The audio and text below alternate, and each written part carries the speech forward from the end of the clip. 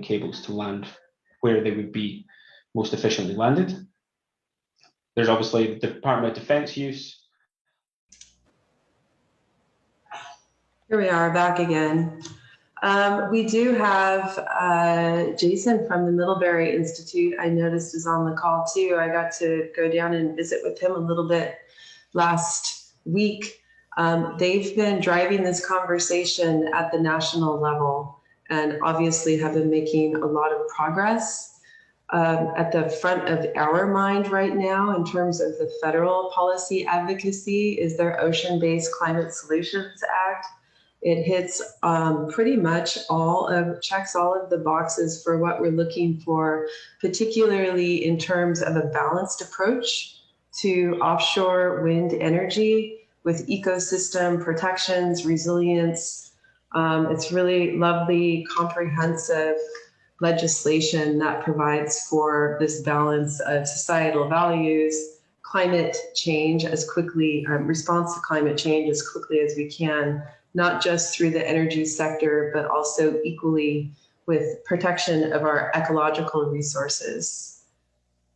Shannon, could you present that as a slideshow? It's kind of hard to read just with the way you've got it displayed right now. I will try to do that again and see if it comes up with the right share.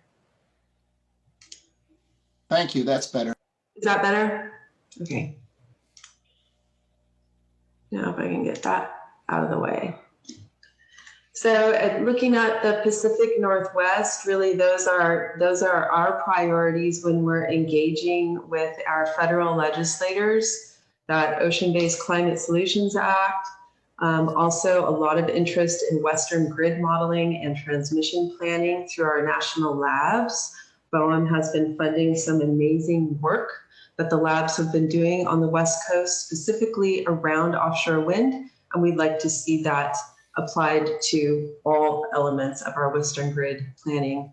Talked a little bit in the chatter up front about this low frequency, high consequence event inclusion in our resource adequacy and planning.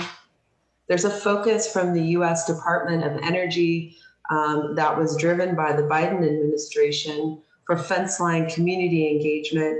And we see that ocean is really well poised to help provide that. And we've got this coexistence by design, these opportunities for offshore wind planning that will be the focus of our future presentation today. Some context for the urgency or where offshore wind and clean energy for the coast fits in. The Northwest Power Plan is a plan that is updated every 5 years. And it's scheduled to be published this year. They've pushed out the final release of that. But right now, staff is going through a series of workshops with the commissioners and the public engaged with their draft findings and plan. This is not a binding plan, but it certainly is a plan that, at least historically, has been picked up by state and regional policy makers and other planners as a strong indicator and signal for where they should be headed. Last week, actually there's one of the council meetings is occurring right now. Last week, there were some nice big aha moments for everyone. Here's an interesting slide. This is showing that based on what their planning scenarios are, we're going to need roughly 200 gigawatts of new resources for the West Coast grid by 2028. To put that into context, as of 2020, we only have 270 gigawatts. This is a massive, massive development of unprecedented scale. As we continue to move forward into the future, we see that specifically in the Pacific Northwest, driven by our population growth, our electrification of the transportation sector, and the realization of the many values of renewable hydrogen, both in decarbonization of long-haul transportation and maritime, as well as its uses for industrial and heating, is driving an even bigger development in clean electricity needs for the Northwest. At the same time, we have another voluntary engagement that is going on in terms of resource adequacy. This map is showing you the Northwest Power Pool. This color here, that's all the same, is currently the footprint of the utilities that are voluntarily participating in the Northwest Power Pool as a means of complying with federal regulations that they demonstrate that they can meet resource adequacy, some reserves. These states down here, Arizona and New Mexico, are interested in joining this conversation. Reliability is the focus of the Northwest Power Plan. So we're flipping back to that objective that we have here, that reliability include low frequency, high consequence events in their modeling and planning. Each of those different participants that's currently voluntarily participating in the power pool has been doing its own resource adequacy. So they're not really aligned. A lot of them aren't even using the same metrics. But what they do all agree in is that we have right before us an imminent resource inadequacy. So where does Oregon's coastal energy fit into this regional energy discussion? Oregon is an energy importer. Almost all of our electricity comes from outside of our state. Almost half of that is from non-renewable generation capacity that needs to be retired due to our states on the West Coast renewable portfolio or clean energy standards. Specific to the Oregon coast, all of our electricity comes through long extension cord transmission lines that are currently constrained through catastrophe-prone routes. And we are prone to a lot of catastrophes. BOEM has a task force in Oregon that has been looking specifically at floating offshore wind and those resources that we have. Floating offshore wind is a different technology than what we're seeing most immediately deployed on the East Coast, which is fixed float. It's closer to shore, stands on the bottom. These can be placed deeper offshore, and they can be located so that we can minimize our conflicts with shipping, fishing, and view sheds. BOEM is in the middle of their process. They've been working on their state planning, and right now they're looking for public to give them feedback on the tools that they're using for that planning, specifically to locate where potential call areas would be located off of our coast in preparation for releasing those call areas for the development community to entertain lease auctions on. That will be sometime in early 22, late 21, we're not sure, but the BOEM website keeps you all up to date with that and lets you know how you can participate. So both BOEM and DLCD are actively soliciting your participation in how they are mapping out these call areas. These are just a couple of screenshots that I took off of the tool that they have developed, which is pretty massive and impressive and awesome. Has a lot of valuable information there, and you can set your filters however you want to. So this is the time if you would like to see what's out there and make sure that the data that you believe that should be included in this is, please do so and let them know. Both DLCD and BOEM have been really responsive. We have this opportunity in Oregon that we learned about just last year, which is that our existing transmission within our state can accommodate somewhere between 2 and 3 gigawatts of floating offshore wind. Previously, we thought no offshore wind would be developed off of Oregon until it was exported to other states. We also learned that our offshore wind resource is a really beautiful complement to all of the energy loads, those demands that we have in the Pacific Northwest and the greater grid, Western grid, as well as to the other resources that we have online or we have in the pipeline to come online. So today, Oregon sits in our regional energy market, and our ratepayers send their dollars outside to pay for resources that are developed in other states.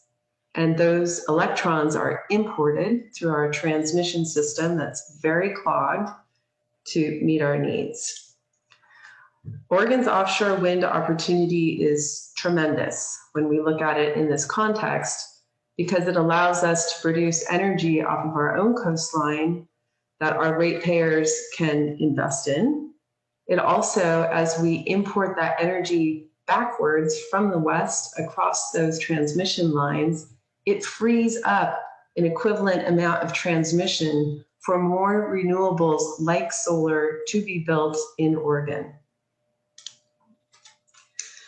Another huge opportunity that we are seeing come up in our regional energy modeling activities is renewable hydrogen. Basically, what we're seeing in our planning for resource adequacy is that as we retire things like coal and natural gas, we need to overbuild our renewables so that we can always have enough electricity to serve our needs, regardless of whether the sun is shining, the water is flowing, or the wind is blowing. When we do that, sometimes we have periods of time that our renewables aren't needed for our electricity grid. Renewable hydrogen is a beautiful opportunity to use those electrons to develop renewable hydrogen, which can completely unlock decarbonizing the long-term transportation sector, so long-haul trucking, and the maritime sector. It's also readily available to convert to all of those existing assets that we have that were designed to accommodate natural gas. The opportunities on Oregon's coast are that we have several coastal ports that could supply any of the myriad of services, whether it's shipbuilding, renewable hydrogen development, fabrication of parts, or service of the offshore wind industry. So we're interested in seeing what roles would they be, what are the impacts, and how can we line ourselves up to get into this economy responsibly.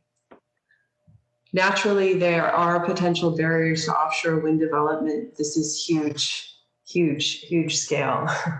Compatibility with other beneficial uses is the number one concern that we have here, specifically with our fishing industry, with our shippers, with our wildlife, which includes our coastal ecosystems, particularly around the ports as they are redeveloped to support the industry, and culturally. We also have some needs in long-term, high-voltage, deep-sea transmission planning if we are to get up and above that 2 to 3 gigawatts that we can handle on our Oregon coast. That's been driving a lot of our priorities as we've been engaging in state legislation. Some of those that we were watching and supporting that have passed: Regional Transmission Organization Study Bill, Resource Adequacy Authority at the PUC, the Renewable Hydrogen Study Bill, and our very own co-developed offshore wind planning bill.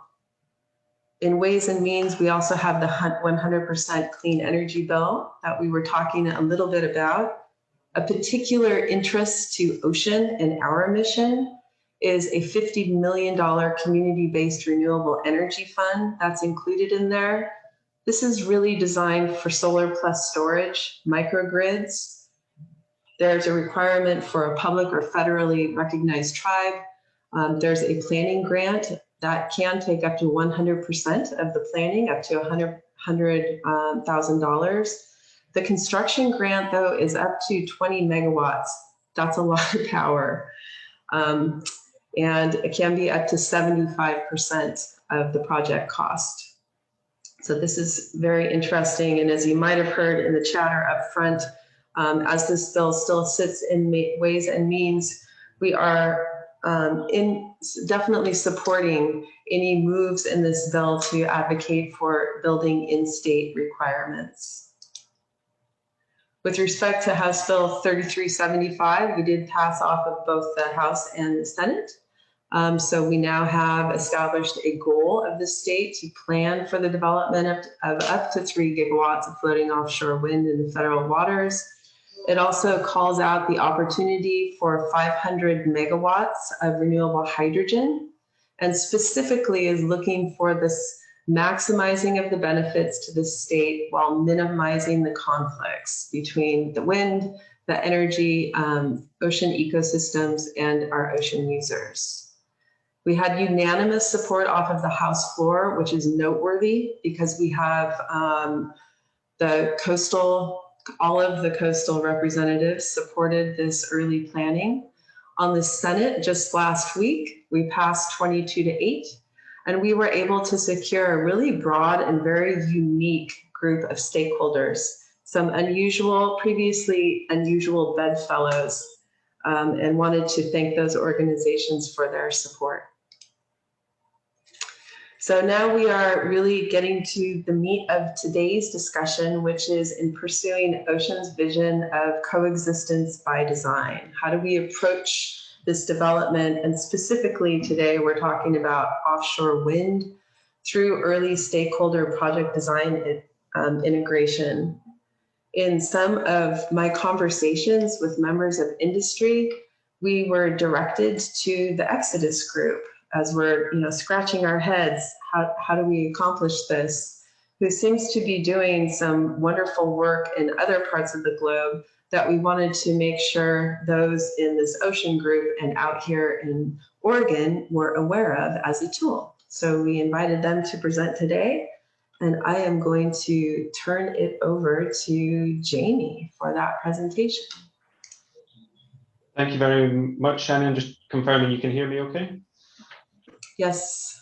Excellent, that's great. Thank you very much for your warm introduction, and it's a pleasure to be here for Xodus Group. My name's Jamie MacDonald. I've been with Xodus for 10 years now. I moved to the US, Boston specifically, last August, and I've been with Xodus for 10 years now. My background is in offshore marine construction, predominantly cable construction and installation, and I've been offshore executing on those projects myself in the past, so I have a good understanding of the physical infrastructure when it comes to executing on offshore wind. I'm going to share my screen just shortly in a minute, but the agenda for my presentation is really to just give a really short overview of Xodus and our evolution in the renewables market, and how that's grown over time. Look at some floating wind, some of the unique aspects of deep water floating wind in particular, and what that means for interactions with coastal infrastructure, what that means for interactions with the ocean ecosystem and other ocean users.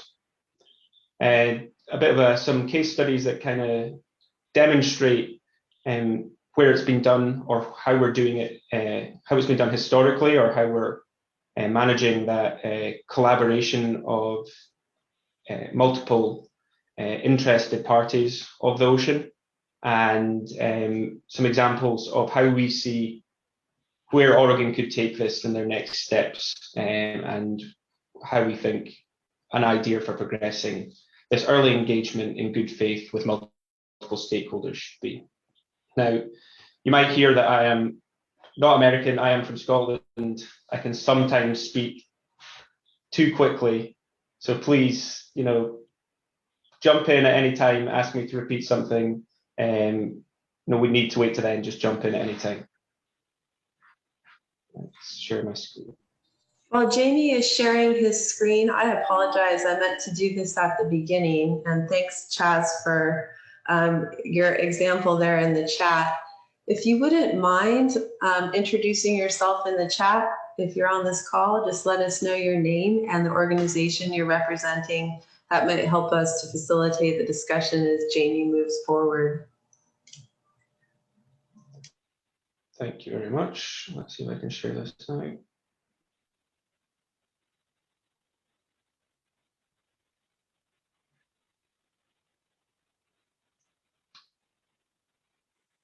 Can everyone see that okay? Excellent. You're not seeing the videos down the side like I am? You're just seeing the whole presentation.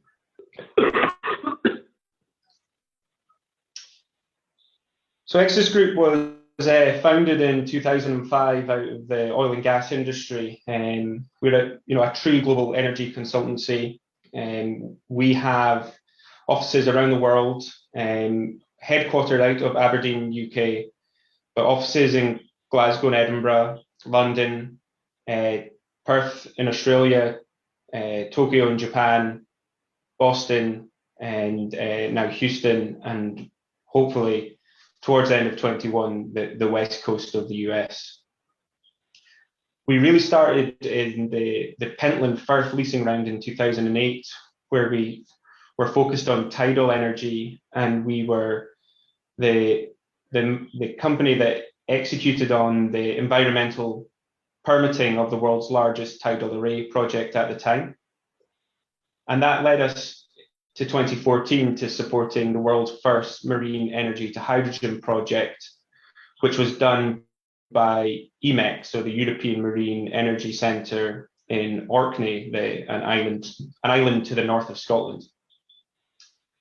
In 2015, we supported Equinor with their stakeholder engagement and their environmental impact assessment for the Highwind Scotland floating wind project, so the first array scale floating wind project in the world at the time. We also supported on things like cable routing and mooring analysis, which is going to be very important when we're talking about Oregon, the deep water aspects of the Oregon bathymetry. Going forward to 2020, we came across and we established ourselves in the US offshore wind market, and we've been supporting the New Bedford Ocean Cluster quite significantly, which is something I have a case study on nearer the end, which I think is a great example of what you're trying to achieve is here. And I think you're ahead of them in terms of your thinking ahead of the game prior to any even lease areas being defined. As we move to 2021 and beyond, one of the key things we're looking at is, and you've touched on it yourselves, is the integration of offshore wind and hydrogen.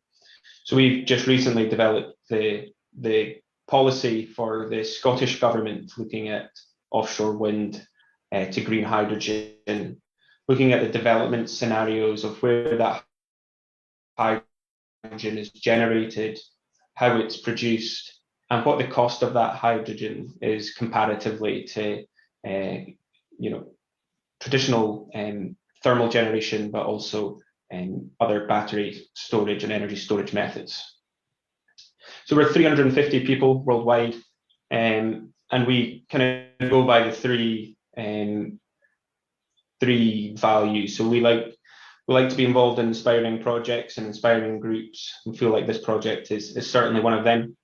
We like to be involved in unique projects from the outset, and we like to bring our imagination to the fore as well. So trying to use innovative ways, innovative techniques of solving the problems that are presented to us today in achieving a net zero environment. How do we look at projects? And I think this is what makes us unique, is when thinking of these projects, we need to ensure that they're buildable. From a technical perspective, have an understanding that they are technically feasible, and they can be constructed with the correct port infrastructure, the right technology is selected, materials, etc.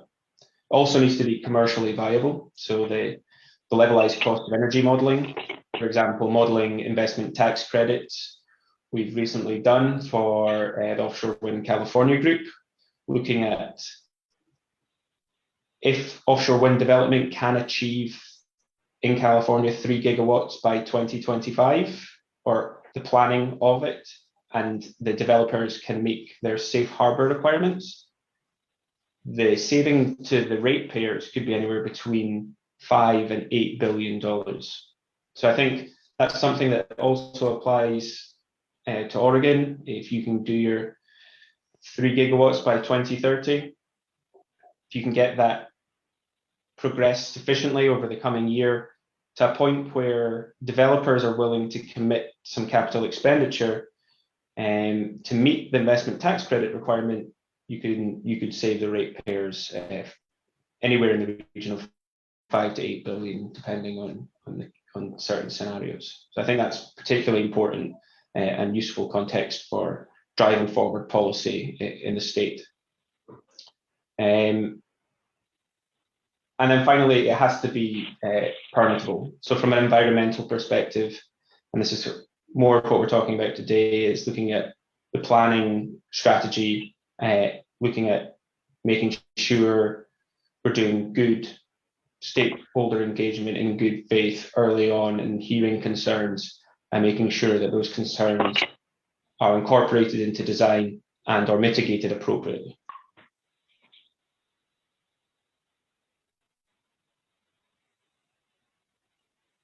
So floating wind technology, the planning area for Oregon extends up to water depths of 1,300 meters, so greater than 4,000 feet.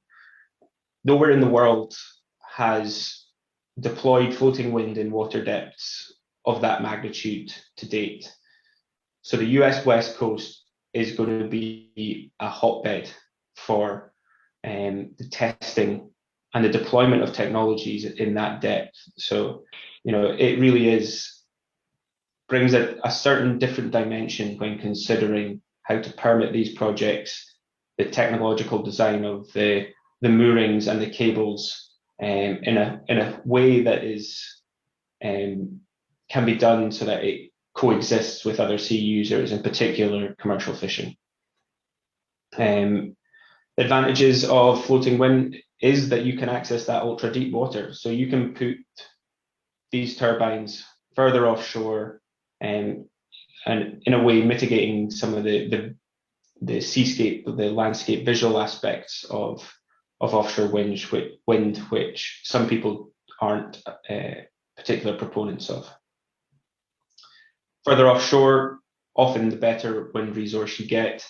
And we've seen that here is where you further get offshore, you can be in up to 10 meters per second, which is an extremely strong wind resource. Considering places where the Gulf of Maine, for example, you're probably looking at between 8 and 9 meters per second. Can have quite a significant impact when you're looking at the energy produced by a farm when you're on the scales of 3 gigawatts.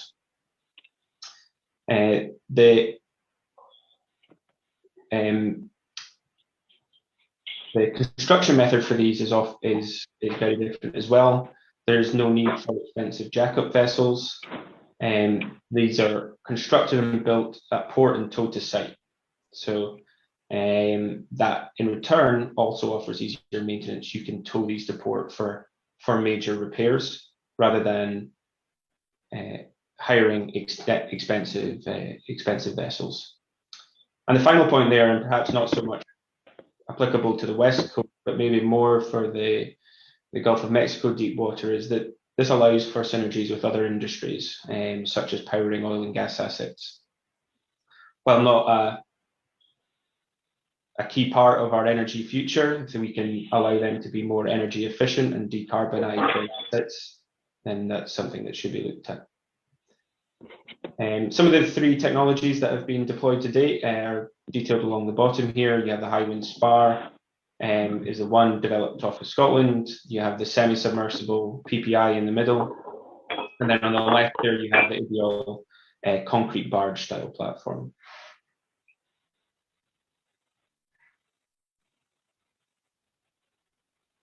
Shannon, I can't see if anyone's asking questions. So if there's any questions that are coming, you want to ask them as we go, then please just jump in. I do have a question. Go for it, Mike. Yeah, the question I've got is, if I'm looking at a project that's being developed in Denmark right now, they're basically trying to develop a series, I'll call it a fairway, a power fairway, not only for the transmission lines, but also to stack together a series of projects, primarily wind, but they're also bringing in other aspects of it as well, like solar and different positions along the major transmission line. Isn't that a key component if we're going to be talking about strategy development and location of potential license rounds for the BOEM? Isn't that a key component in the studies that need to be done? I would say so, yes, because it's a key problem for Europe, is that they've had these offshore wind farms developed, their export cables land to shore, and saturating the grid in certain locations because we can't transport that grid easily up and down the coast on land. So are you talking about almost like a interconnector backbone offshore that allows for that integration of multiple resources and projects, the distribution of that power in a much more efficient manner? To me, it's the same concept as you look at the deep water Gulf of Mexico with the gas infrastructure system that's there with the Independence Complex. I mean, that's out to 3,000, 4,000 feet, and the actual wellheads on the seafloor are 5,000, 6,000, 7,000 feet. So the concepts, again, from oil and gas applying to this, I think are design here, looking at the different spar, semi-sub, TLPs. Have you seen in your experience one particular design being favored over another? I know in the oil and gas sector, TLP is favored by certain companies like Royal Dutch Shell, but spars are preferred by other companies. But as a marine engineer, have you seen that one particular area, one particular design is more favorable to a sector, let's say like the Pacific coast, than others? So what we've seen largely is this is very much driven by the water depth of these projects to date. So for a spar, you need to have the deep water port infrastructure in order to accommodate the draft of the development of a spar. Right. You need to have that in terms of the geographical aspects. You need to have that deep water draft ports to manufacture those. They're very popular. They've been in Norway, built in Norway. They have the deep fjords that allow for that construction. Right. We haven't seen a lot of TLPs yet as a function of, they really are only suited to water depths, probably greater than 100 meters. Sorry, my conversion to feet isn't quite up to scratch yet, but so we haven't seen a lot of TLPs being deployed yet. We have seen that in deeper water for, like you say, Gulf of Mexico, those semi-subs. But equally, the TLPs are very challenging to install. The mooring configuration of a TLP is in the tension leg platforms, so you have to build a lot of redundancy into those systems. Yes, it's very expensive. Yes, indeed. Yeah, we're talking 15 megawatt, 18 megawatt turbines. The thrust of those turbines on those structures, all of that translates to bigger foundations on the seabed to accommodate those moorings. So today, I would say what we've seen the most common for is the semi-submersible design. Right. The one that three in from the right. It is with the buoyancy of the unit piercing the water with catenary mooring styles to the seabed. The mooring length diameter from the center there out to the center of the circle, as you would say, on the mooring diameter is probably 1.5 times the water depth. Something like that. For a spar, for the draft of vessels to support a spar, what type of water depth do the ports have to have? Is it in excess of 100 meters? I don't think it would go as far as 100 meters, but you'd certainly, I think, probably need something in around the 50-meter mark. Okay. The challenge is you have to upend them, yes, and then fill them with concrete to give you that lower center of gravity. Right. So that they obviously have this stability in the water. So okay. What we are seeing a move towards is the towers that are made for the turbines are obviously mass produced. So can we use the same dimension on steel requirement to generate turbine sizes? So we're talking more modular construction, and we're still seeing that through technologies such as Steesdal and Osergy, to name just two. So Osergy is the one deployed by Chevron Technology Ventures in the Mayflower Wind project. Okay. I asked the question about the port. So as we see in the East Coast, a battle between different areas initially on which areas would provide most of the support for the offshore wind projects from New York down to Maryland.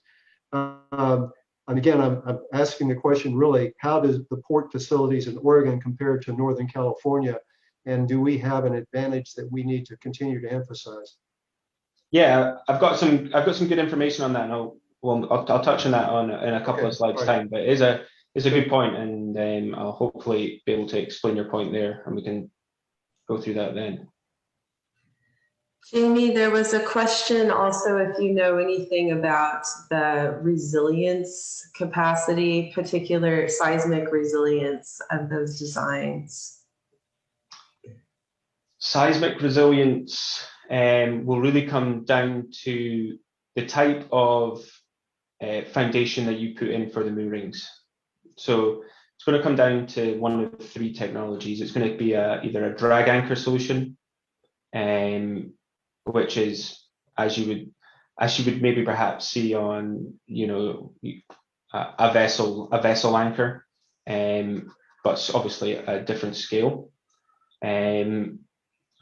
You would see a driven pile, which would be driven into the seabed, or you would see a suction pile, which would negatively displace create a vacuum within the pile, and it would obviously be sucked down into the seabed.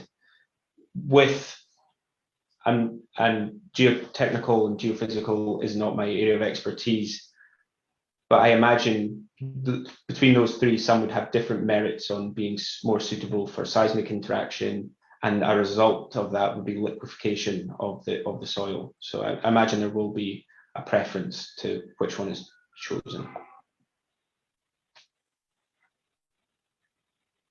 Which kind of wraps into this slide quite nicely in terms of what do we mean when we're talking about floating foundation selection. And there's a lot of things that go into choosing which foundation or which technology is going to be best suited for the site, the geography, and the region. So it all comes down to the site-specific constraints, so water depth, wave, current, and wind conditions. The geotechnical characteristics will drive how we are tethering that to the seabed. We'll be looking at project timeline. So some of these technologies are at technology readiness level 1 or 2 or 3, in that they haven't even deployed a scale model yet, and others are up at technology level 7, 8, and even 9, where they are commercially deployed. So that plays a part. Looking at supply chain availability as well. How easy is it to get supply of raw materials, particularly steel and/or concrete, and that can drive the fabrication method as well. Are we going to be fabricating these in, say, in Asia and transporting them across? Are we going to be doing modular fabrication of the component parts on the West Coast? So I think there's a lot of drivers here that still need figured out to understand the technology considerations. Environmentally wise, different anchor and mooring systems pose different permitting risks. Some have allowed for a smaller footprint. So a TLP will have a much smaller footprint in terms of its mooring spread than a catenary system will. So yeah, all these considerations need to be weighted appropriately. A lot of information needs to be collected before selecting a foundation type, and if there's any developers on the call, they will have done a lot of work already understanding which technologies are coming down the track, which ones they might consider investing in, and which ones are going to be most suitable for this site. So they will already be thinking about that.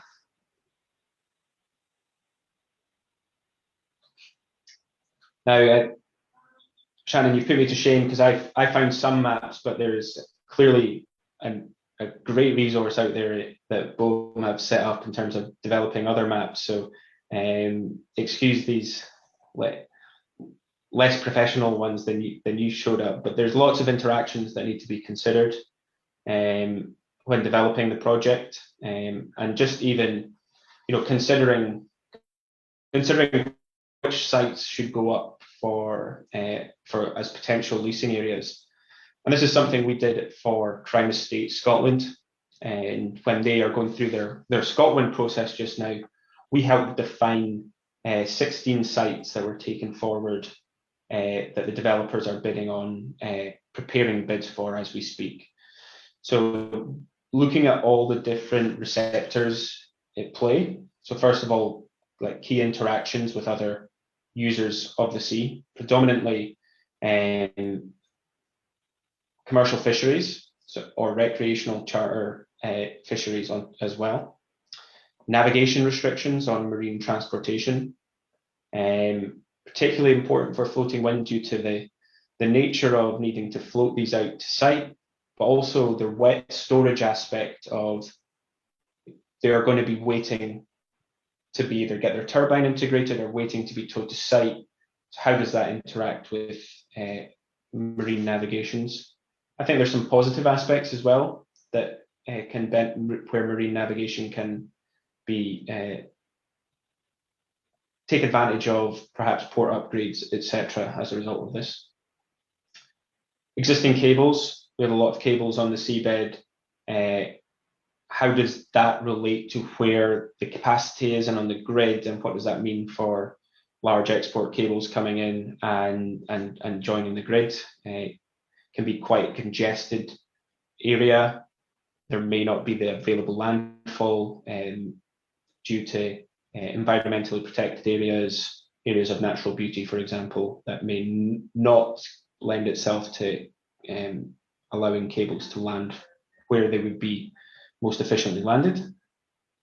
There's obviously the Department of Defense use, which we've heard a lot of in California, and they've worked through quite a lot on getting to a conclusion on, or at least an agreement on.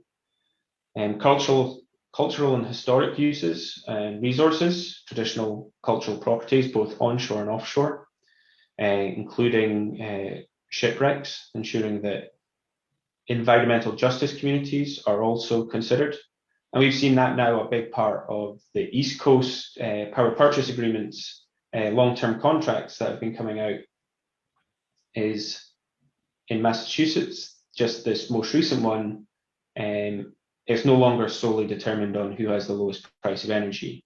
25% of the cost of the mark or the score will now go on how are you going to ensure historically disadvantaged communities or minority population groups, if they're part of communities that are adversely affected by environmental impacts, how are you going to, how is your project going to positively impact them? And so, example of trying to take of collaboration and how we work as one coastal community and bring that into the forefront of the thinking of the development of these projects.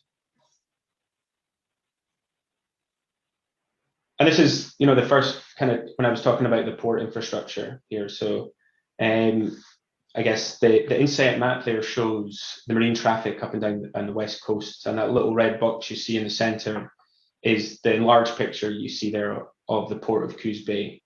Now, I think the Port of Coos Bay has a significant opportunity. I believe, and somebody can correct me if I'm wrong, that there was meant to be an LNG facility built there that didn't get the go ahead. So there was a lot of planning put in place for the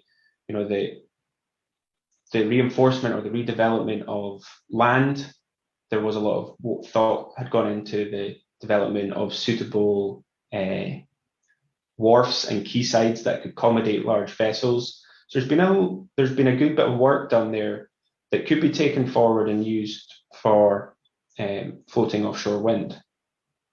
You have a community that is now missing out on the jobs that LNG facility would provide, and this provides an alternative and a green alternative to those jobs, what those jobs would provide. The key thing is that there are going to have to be upgrades made. You need a significant amount of space to accommodate either the fabrication, assembly, or even just the marshalling of floating foundations. You're going to likely need to do increased dredging of the harbour entrance and channel to accommodate large vessels and the draft of the units. But I think it's got benefits as well. So it allows fewer delays for all vessels to enter the harbour as you have that increased depth. So people who benefit from that: commercial fishing, pleasure boaters, freight shippers, bulk carriers, for example.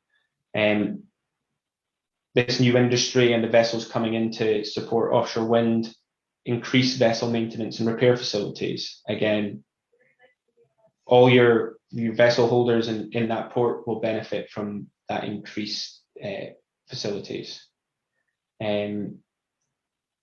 Offshore wind isn't built all year round. It is somewhat seasonal. So during that time, you're going to have increased port-related upland and warehouse storage space. From a workforce point of view, you will have an increase in labour workforce, fabrication and heavy equipment, and other ports improvements as well.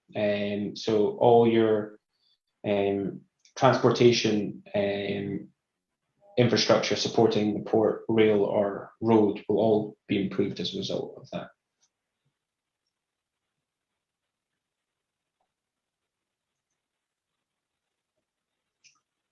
From the research I've done here, I have seen that there was a really good comment from the fishermen involved in natural energy in relation to the PackWave project, and I just want to highlight this as something that's really encouraging to see, that people believe that renewables and fisheries and renewable energy can coexist and be mutually supported. So I think that is really nice and really encouraging to see that there is that support or potentially support there for the industry. The other receptors, and I think these were touched on, was Oregon seascapes, and this is unfortunately definitely not my area of expertise, but these will all be all the receptors that need to be considered when not just defining the areas that will be up for lease, but also the areas that will be the environmental impact statements that will need to be done for each individual project as they move through the permitting process. These are just some of the stakeholders that are out there. I think Shannon went through most of these, but everything from historic heritage, state historic office, land conservation, Department of Fish and Wildlife, environmental quality, utilities commissions, Coast Guard, Wildlife Service, BOEM, Department of Transport. There's a lot of stakeholders that have influence over the project, and the sooner they're engaged, the more likely it is. And I think that's what Shannon was great at saying at the start. Having that external involvement higher at the beginning, you have more chance of being successful. I just want to go through some case studies where we had some conflicts or interaction on some projects. First one was Highwind Scotland. You'll see the graph is probably sorry, quite small. The red dots are your turbines. Your black lines out are your mooring lines. And you have one of the biggest pipelines in the North Sea crossing it here in that blue line, which was the BP Forties oil pipeline. So the way they went about it was they did a full risk assessment. There was a potential risk to the pipeline from the turbine losing station and dragging anchors across the pipeline. There was a lot of meetings and risk assessments between Highwind and BP to find a solution for all. And ultimately, there was a separation distance between the project and the pipeline agreed. Furthermore, from a policy perspective, a rock dumping agreement was taken into place, and this ensured that prior to commencement, that the rock dumping over the pipeline was conducted to further protect that portion of the pipeline. So a bit of give and take between both parties, but they came to an amicable solution of how they could coexist.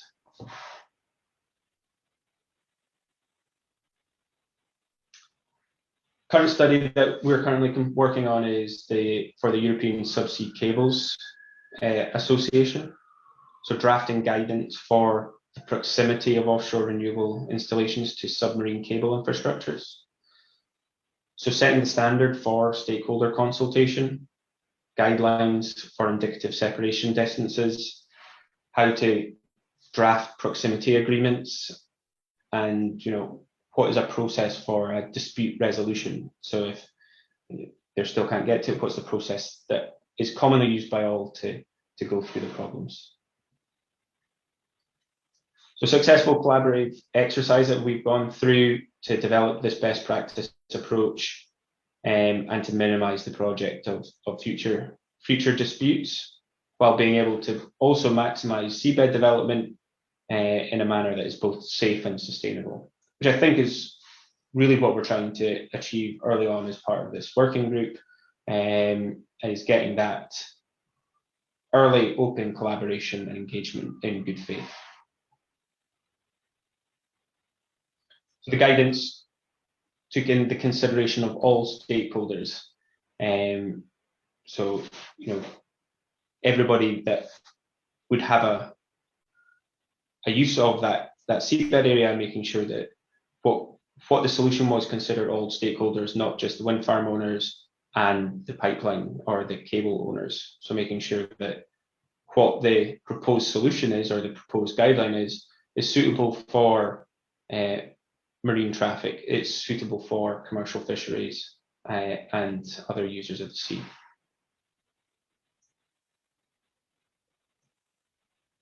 And the third case study I want to speak about is the New Bedford Ocean cluster we're working on the here in Massachusetts, just about an hour's drive south of Boston. Is we have developed and helped set up the entity of the New Bedford Ocean cluster. So it's a 501c, and it's got three aspects to it. It has an offshore wind stream, it has a commercial fisheries stream, and it has a blue economy stream.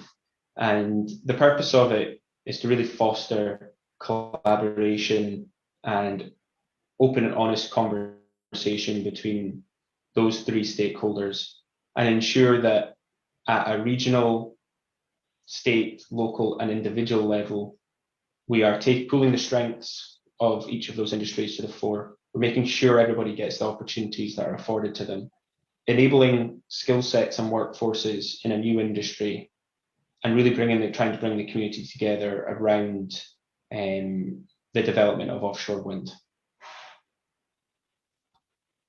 So it's enabling and engaging with local organizations who have to be involved in the US wind sector, understanding that local business network and how they can be involved,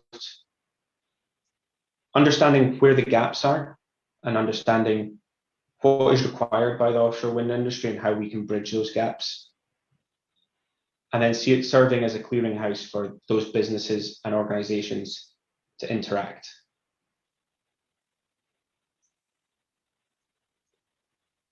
So Shannon sent me this through, and this was the 3375 3x30 offshore wind planning for Oregonians, and I just want to go through them one by one and give a little bit of thoughts.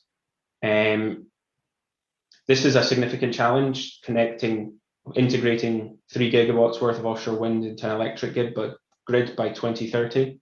We've had this problem in Scotland. They're starting to feel this problem also on the east coast of the US. Further we can get ahead in our thinking on this issue, the better served you're going to be when developers are looking to integrate to the grid. Give them the confidence that there is a route to market for the energy they're creating, whether that be through straight generation to the grid or through green hydrogen generation, for example. Consulting with all entities, I think we spoke about that, and the stakeholders, to make sure everybody has their say, but particularly on jobs and equity, I think is an important one.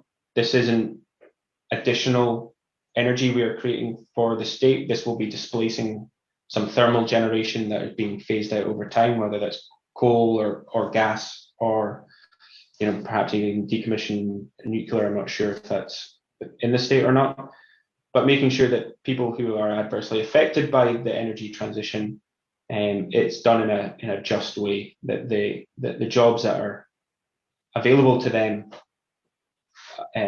now are available to them in the future through offshore wind. And we've identified that an offshore wind project takes 265 different job roles. So not total jobs, but job roles. So a variety of different types of jobs in the execution of a project. Excuse me, Jamie, in your initial experience, or in your experience, did you reach out to the labor unions? We have. So we've got a very good relationship with Blue Green Alliance, particularly on understanding what happens with the project labour agreements, where the jurisdiction lies, and what that means for who's covering what aspects of the fabrication or installation, to ensure that nothing is missed, to ensure that jurisdictionally no one thinks that another union is covering something and it gets missed altogether. So we've been working with the Blue Green Alliance and our shareholder, who is a heavy lift vessel owner, to understand what their strategy is for union labour, ensuring that they are providing adequate training. Rigging on onshore, for example, is very different to rigging and upending, a 100-meter monopile, for example. So, they just working with them to help understand scale and the needs of offshore wind. So, yes, we've done a little bit of work with them. I was thinking more along the line of not only engaging, but looking for their support for offshore wind in the different coastal areas. Yes, I've seen them, from what I've seen, an engagement with some of the unions I've been with, very supportive, very keen to understand what they need to do with their workforce now, when they need to do it, what type of training they need to do in order to ensure that they can provide the services that they want to, especially now that obviously Vineyard Wind is moving forward. The appetite to ensure that they capture that market is definitely there. The hard part is translating that, saying this is the type of training you need, these are the type of certificates you need. Translating that to jobs is the next step we're in just now, and that will be the real measure of success, is can we translate that to those job training requirements to actual jobs.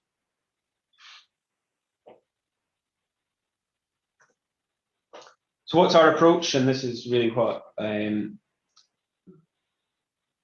here to kind of speak about today, but in our view, stakeholders not need to only agree to or recognize the value of sharing space or resources, but they need to actively, overtly examine and test how they can collaborate in order to leverage the benefits and productivity for all. So it's not just about agreement and being involved. You've got to really dive into this, understand the issues that underpin any conflicts, and work towards what do we need to do as a group to mitigate or resolve these conflicts.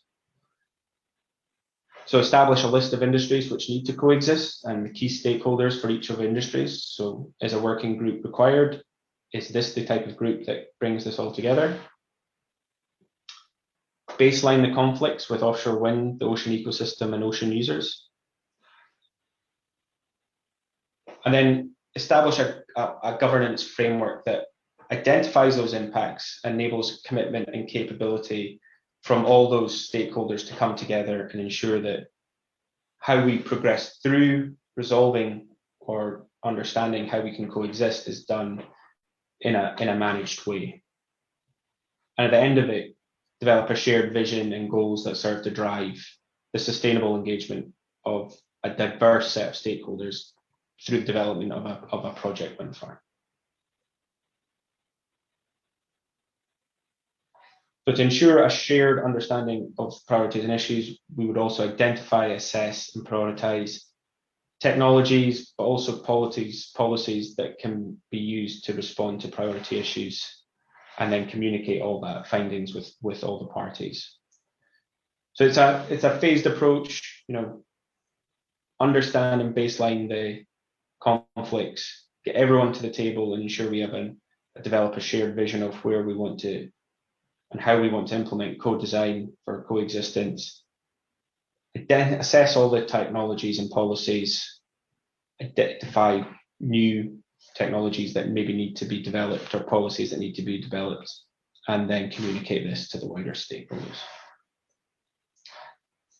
And at the end of the day, I think together we are greater than the sum of our parts. So if we don't do this together, we're not going to succeed. So let's work together to try and create a thriving coastal community for all.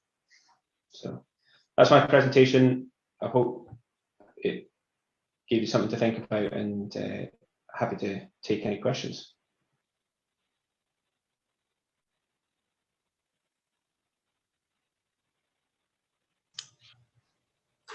That was excellent. I'm kind of scrolling through the chat here to see, I think a few of these were covered on the fly.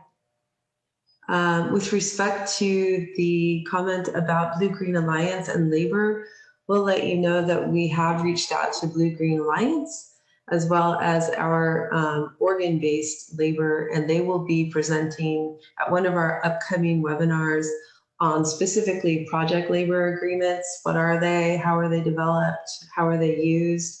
And then also another tool, which is community benefit agreements, which are not necessarily constricted to the labor aspects of a project, but can transcend that to reflect other community-based focuses or priorities.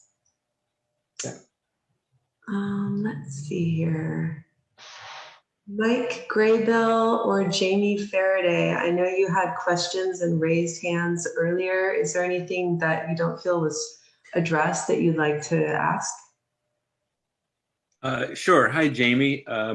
My question was, what would be, if you've done any analysis on this, of the maximum distance to tow floating structures and their associated mooring devices from a land-based facility? So some of the furthest sites we've seen on the east coast of Scotland are, greater than 50 kilometers away from shore.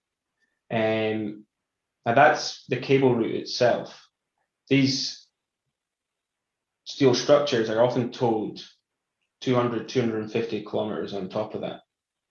So what is the only thing that drives it is, the weather window you have to take it out to site. If you're going to make it in that window, so you need to do a pretty robust weather downtime analysis, and the maximum towing speed of towing that out, which probably is in around 5 knots at the moment. So, for example, the UK just installed 5 10-megawatt turbines in the Kincardine project, and they towed them from Rotterdam in Holland. So, significant distance. The moorings, now they can be taken from a different port altogether. You're probably going to more likely have a marshalling port for that type of ancillary technologies closer to the project, and you will do that from a different vessel. You'll probably do that. You will put those moorings perhaps down on the seabed and wet store them in advance of the turbine coming out. They're also looking at ways to have disconnectable turret buoys so that those moorings would be sitting on a buoy mid-water and they would just be pulled up into the structure in the future. So lots of innovative ways to get those connections going and more efficiently. And that will help for O&M and maintenance further down the line. When they drop them out, they'll be able to tow them back rather than disconnecting individual lines. So yeah, it's I mean, that being said, if we're manufacturing these floating structures in, say, Southeast Asia, say somewhere like Korea or Japan, that's going to have to be a heavy transport vessel that takes out 2 or 3 at a time, takes them to somewhere like Coos Bay, wet stores them, and maybe get their turbines integrated there and then towed to site.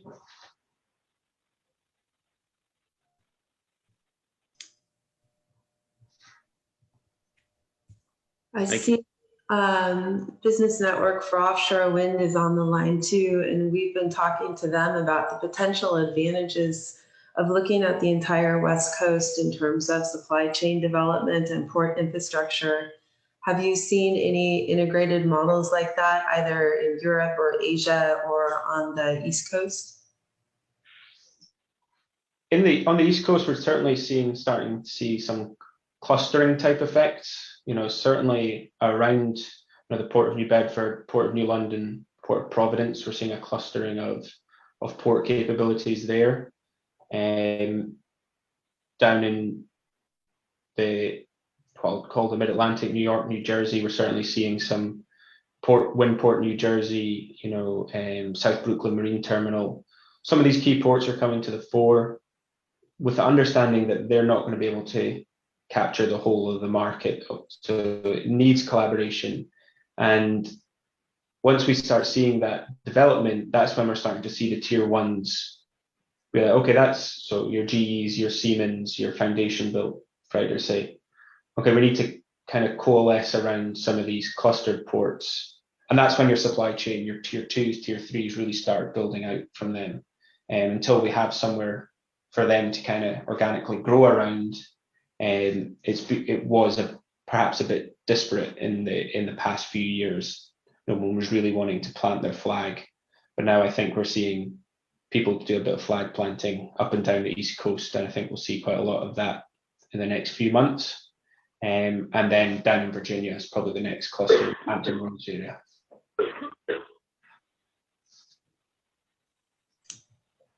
With respect to that kind of emerging best practices or trial and errors, as you will, in the global sector, we will have Principal Power as our key presenters, either in July or August. We're waiting for them to confirm.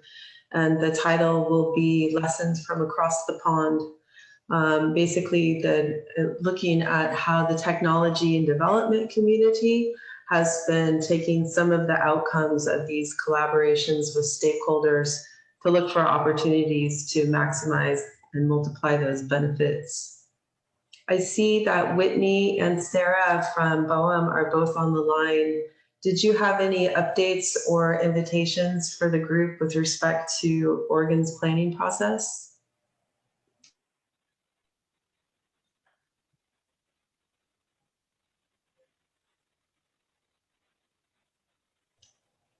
Hi, this is Whitney. Can you hear me okay? Yes, ma'am. No, you can't. Oh, you can. I don't have any specific updates for the group. I think, Shannon, you did a nice job capturing our efforts earlier. We hosted a couple of webinars last month, and all that information is available on our website at foam.gov/Oregon. And at those meetings, and again, you already announced it, is that we anticipate a task force meeting this fall to sort of reconvene the task force and present the results of our data gathering and outreach effort and all of the key data sets in Oro Wind Map, and then anticipate bringing the task force again shortly thereafter with a potential or draft call area prior to publishing a call for information nominations in the Federal Register. So certainly stay tuned, and if you would like to be on our listserv, we have you can sign up. I can put that in the chat, and stay tuned. Everything will be posted to our webpage. Excellent. Well, I wanted to thank Jamie. Thank you so much for making the time and the excellent work that you're doing. We're really hoping that we can find some opportunities to engage out here on the West Coast. Thanks to everyone for participating. And as always, if you have ideas for other topics that you feel that there's a gap that perhaps we can find somebody to let us know some more about, let us know. And we're always curating our next set of speakers. I will get this recording posted up through Alyssa on our website and send out the slide deck. I hope you all have a wonderful month, and perhaps we will see you in between now and then. Thanks. Thank you, everyone.